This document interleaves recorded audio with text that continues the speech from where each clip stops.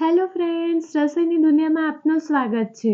આજે હું તમને એગલેસ અને વિધાઉટ ઓવન ચોકલેટ કપકેકની રેસીપી જણાવીશ. જો તમને આ વિડીયો ગમે તો લાઈક, શેર અને સબસ્ક્રાઇબ જરૂરથી કરજો અને તમારા ફ્રેન્ડ્સ અને રિલેટિવ્સમાં જરૂરથી શેર કરજો.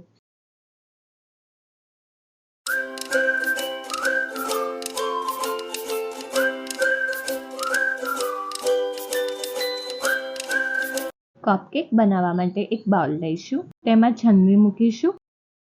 હવે 1 કપ મેંદો લઈશું. વજનમાં જોઈએ તો 250 ગ્રામ થશે. માપ માટે ગમે તે 1 કપ સેટ કરી દો. 1/4 ચમચી મીઠું એડ કરીશું. 1/4 ચમચી કોફી એડ કરીશું. જો તમને કોફીનો ટેસ્ટ પસંદ ન હોય તો તેને સ્કીપ કરી શકો છો. 1 ચમચી બેકિંગ પાવડર, 1/4 ચમચી બેકિંગ સોડા એડ કરીશું. આ બધાને ચાળીશું.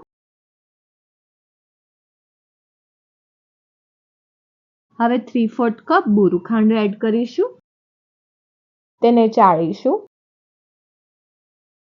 હવે આ બધાને મિક્સ કરીશું.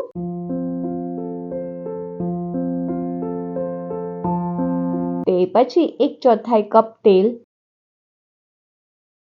અડધી ચમચી વેનીલા એસેન્સ, અડધો કપ નવશેકું દૂધ એડ કરીશું. હવે લાસ્ટમાં ચાળણીમાં 1/4 કપ કોકો પાવડર એડ કરીશું. તેને ચાળીશું. આ બધાને મિક્સ કરીશું. આવી રીતનું થોડુંક પતલું બેટર બનાવવાનું રહેશે. જો તમને બેટર થોડુંક ઠીક લાગે તો બીજું થોડુંક નવશેકું દૂધ એડ કરીને આવી રીતનું પતલું બેટર કરવાનું રહેશે. બધું મિક્સ થઈ જાય તે પછી 1 ચમચી લીંબુનો રસ એડ કરીશું. બેકિંગ સોડાને એક્ટિવ કરવા માટે થઈને આપણે લીંબુનો રસ એડ કરીશું. તેને મિક્સ કરીશું જેથી આપણી કપકેક એકદમ સ્પોન્જી બને. હવે 2 ચમચી ચોકલેટ ચિપ્સ એડ કરીશું. તેને મિક્સ કરીશું. હવે કપકેક બનાવવા માટે બીબા લઈશું. તેની ઉપર ઘી લગાવી દઈશું.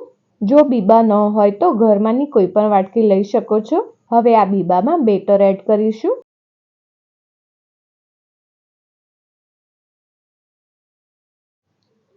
તે પછી ફરીથી આની પર થોડીક ચોકલેટ ચિપ્સ એડ કરીશું.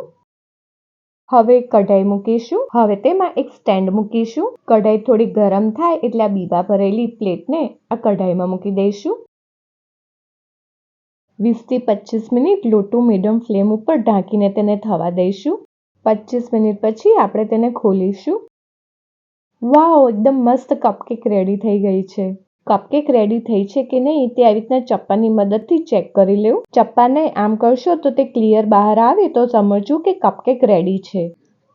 હવે આપણે તેને બહાર કાઢીશું. આ બધાને રૂમ ટેમ્પરેચર ઉપર જ 5 મિનિટ ઠંડા થવા દઈશું. તમે જોઈ શકો છો કપકેકમાંની બધી ચોકલેટ ચિપ્સ પીગળી ગઈ છે. પણ વાંધો નહીં, સર્વ કરતી વખતે તમે ફરીથી ઉપર ચોકલેટ ચિપ્સ એડ કરી શકો છો. પીગળી ગયેલ ચોકલેટ ચિપ્સના લીધે કપકેકનો એકદમ ચોકલેટી ટેસ્ટ આવશે. 5 મિનિટ પછી આવી રીતે ચપ્પાની મદદથી તેને બહાર કાઢીશું.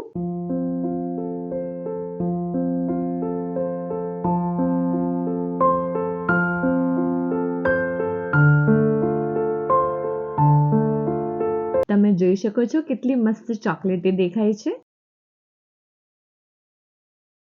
વાવ, એકદમ મસ્ત સ્પોન્જી થઈ છે. હવે આને સર્વિંગ પ્લેટમાં મૂકી દઈશું. હવે ઉપર થોડીક ચોકલેટ ચિપ્સ એડ કરીશું. તે પછી વર્મિસેલ સ્પ્રિંકલ્સ એડ કરીશું. આ બંને ટોટલી ઓપ્શનલ છે. ફ્રેન્ડ્સ, તો આપણે એકદમ સ્પોન્જી ચોકલેટ કપકેક રેડી છે.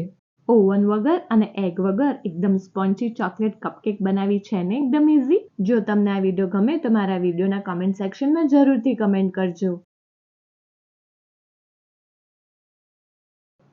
જો તમને આ વિડીયો પસંદ આવ્યો હોય તો સબસ્ક્રાઇબની જોડે બેલ આઇકોન ઉપર ઓલ બટન દબાવજો જેથી મારા બધા નવા વિડીયો તમને મળતા રહે.